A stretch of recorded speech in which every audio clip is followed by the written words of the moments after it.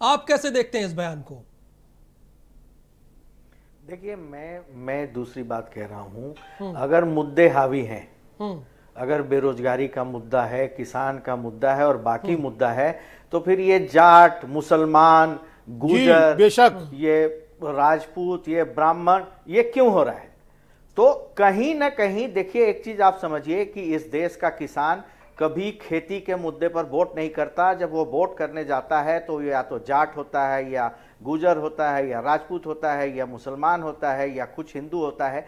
तो जब मुद्दे जो हैं, एक तो मुद्दे होते हैं जो जिनसे फिजा बनती है, जो रैलियों में कही जाती है। आखिर क्यों ये इलेक्शन किसी के लिए केक वाक नहीं है।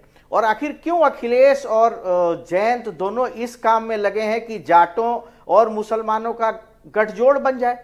तो आप समझिए कि जब चुनाव घूम फिर कर आता है और परकोलेट होता है और जीरो डाउन पर आता है, तो वहां जातियां और धर्म प्रमुखता से सामने आती हैं। अगर बेरोजगारी मुद्दा है, तो क्या बेरोजगारी के मुद्दे पे वोट हो रहा है? फिर मुसलमान की बात क्यों हो रही है? अगर किसान की बात है, तो फिर जाट, सैनी, गुजर, राजपूत, मुसलमान, ये बात क्यों हो रही है? ये बातें इसलिए हो रही हैं कि सबको पता है कि जब वोटर बढ़ता है और जब वोट देने जाता है, तो सबसे पहले वो अपना धर्म, जाति ये देखकर वोट करता है। आखिर पश्चिम उत्तर प्रदेश में आप सारे लोग ये बात कर रहे हैं 50% मुसलमान है, 60% मुसलमान है, 20% दलित है। ये बातें क्यों हो रही हैं?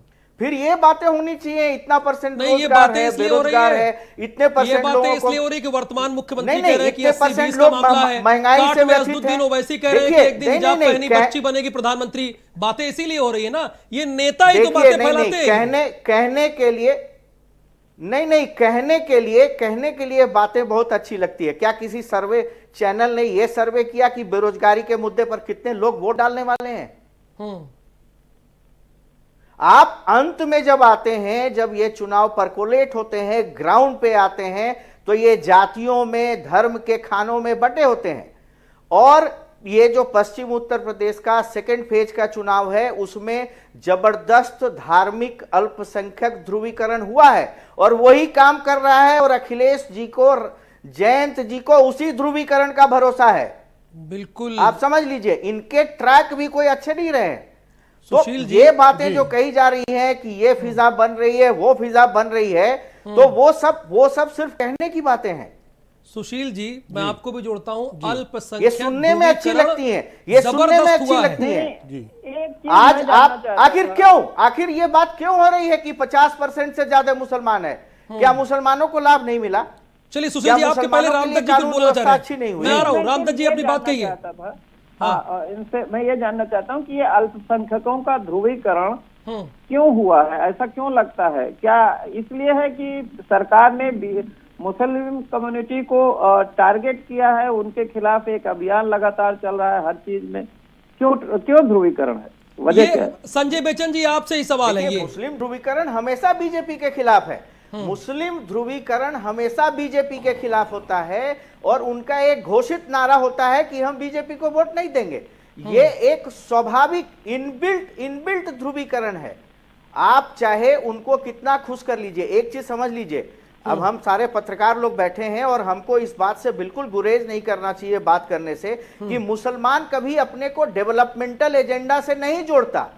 उसके लिए आज भी मुद्दा हिजाब है, उसके लिए मुद्दा आजम खान है, उसके लिए विकास के एजेंडे से मुसलमान अपने को नहीं जोड़ता। ये आप मानिए, ये हमको मानना पड़ेगा। संजय जी, सुशील जी क्या बताते हैं इसी बात को? सुशील जी, आप इसका जवाब दीजिए। मैं आ रहा हूं रामदत्त जी, सुशील जी आप इसका जवाब दीजिए। देखिए, अल्पसंख्यक ध्रुवीकरण हुआ है और इससे फायदा जिसको हो रहा है उसी पर कहा गया है कि उनके द्वारा किया जा रहा है। मैं थोड़ा आगे से चलूंगा, अगर आपकी आज्ञा हो समित जी।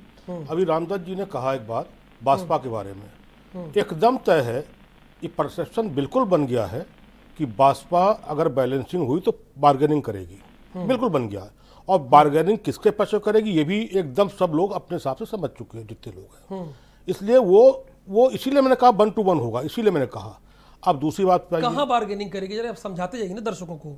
कहां 100% उनका सॉफ्ट कॉर्नर बीजेपी के साथ है। अच्छा, मतलब आप ये कह रहे हैं कि सरकार बन जाएगी तब बार्गेनिंग करेगी? ना, अगर मान लो इतनी जरूरत पड़ी हाँ। तो सबसे पहला उनका प्रेफरेंस बीजेपी होगी, भाजपा का। अच्छा, अब दूसरी बात आइए, लाभार्थी वाली बात कही गई। मैं आपसे 3 चीजें बता रहा हूँ। 40% 60% कमीशन काटने के बाद पीली ईंटों से जो शौचालय बने हैं गांव गांव, उनका जो हश्र हुआ है, 60% कमीशन काटने के बाद 40% में पीली ईंटों से, 1-10 के मसाले से जो शौचालय बने हैं 4x3 के, उनका जो हश्र है वो आप भी देख रहे हैं। कहीं कंडे पड़े हुए हैं, कहीं गिर गए हैं।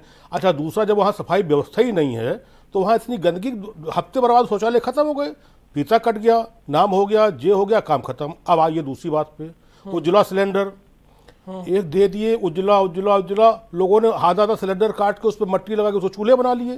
अक्सर वो टीवी उस पर भी आता है।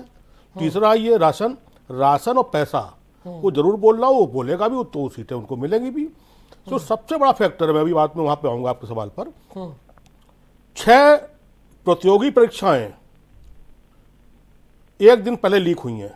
लाखों लड़का शिक्षित 500 किलोमीटर से जो आया है लखनऊ में परीक्षा देने, 1 घंटे बाद पता चला कि पेपर लीक हो गया। 6 बड़ी परीक्षाएं, यहाँ एक पर्चा लीक होता था तो शासन मिल जाता था, कोई वो नहीं, कोई सुनवाई नहीं। ठीक है। दूसरा, अभी रेल वालों पर कितनी बच्चों पर लाठी चली है, और अब की बहुत बड़ा। सुशील दुबे जी, आप मुद्दे की बात कर रहे हैं, संजय बच्चन ने तो खारिज कर दिया। मैं नहीं, आप मुद्दे गिना रहे हैं, आप शौचालय गिनाए दे रहे हैं, आप परीक्षाएं रद्द हो गई, परीक्षार्थियों को दिक्कत हुई, लाठी डंडे खाए। अभी लाठी पड़ी। संजय बच्चन जी तो कह रहे हैं कि मुस्लिम का ध्रुवीकरण हुआ है, वो साफ कह रहे हैं, आप मुद्दे गिना रहे हैं। ध्रुवीकरण, जनता को बताते जाइए ना। ध्रुवीकरण हुआ है सौमित्र जी, लेकिन सांप्रदायिक ध्रुवीकरण नहीं हुआ है। जब पश्चिम में 55-58 सीटों पर जाट, मुसलमान, हिंदू सब एक साथ वोट कर सकता है, ये ध्रुवीकरण हुआ। अच्छा, एक चीज बताइए हमको, ये जो बुलडोजर कहते हैं ना, बुलडोजर, योगी यानी जी, मतलब दूसरे पक्ष के पास भी मुद्दा जाट और मुसलमान है, मैं बता विकास नहीं है। देखिए, जाट और मुसलमान। अब एक चीज बताइए, 300 यूनिट बिजली की बात तो नहीं हो रही, पेंशन की बहाली की बात तो नहीं हो रही है, आप दूसरे पक्ष के बारे में भी यही कह रहे हैं। अब एमएसपी सबसे चर्चित शब्द है समय, उसका लोगों ने जानते क्या वो किया है, मोदी शाह पार्टनरशिप। अब ये चुनाव में मोदी एमएसपी जो किसानों की सांस है, जान है, उसको मोदी शाह पार्टनरशिप का नाम दे दिया गया है। ये चुनाव में सर ये बता दीजिए कि कितना % वोटिंग होगा एमएसपी के नाम पर, कितनी % वोटिंग होगी? सर आपसे जानना चाहूंगा, मैं अपना ज्ञान संजय बच्चन जी का सवाल सीधा। बेचन जी, माननीय बेचन जी, 58 सीटें और आप जो है, हम लोग भी 58 सीटें दे रहे, जवाब दे रहे हैं बेचन साहब, जवाब दे रहे हैं। हम लोग को सच बात करनी चाहिए। अच्छा ये बताइए, को सच बात करनी चाहिए। मैं बता रहा हूं, मैं तो मैंने आप मुझे बताइए कि एमएसपी पर कितना % वोटिंग, आप मुझे बताइए, हम 4 लोग बैठे हैं, आप बताइए एमएसपी पे कितनी % वोटिंग होगी? 5 लोग बैठे हैं, हम आप लोगों के लिए बैठे हैं, आप लोगों को मैनेज करने के लिए, जनता आपको सुनने के लिए बैठी है। क्या हम बता सकते हैं, क्या आप बता सकते हैं हम कि एमएसपी पर इतनी % वोटिंग होगी, बेरोजगारी पे इतनी % होगी, करप्शन पे इतनी % वोटिंग होगी?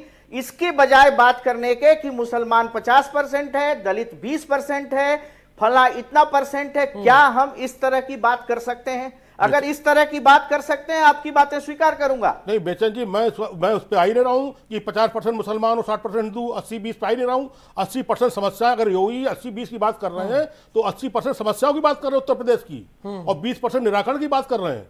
हम हिंदू मुस्लिम पे आ ही नहीं रहे।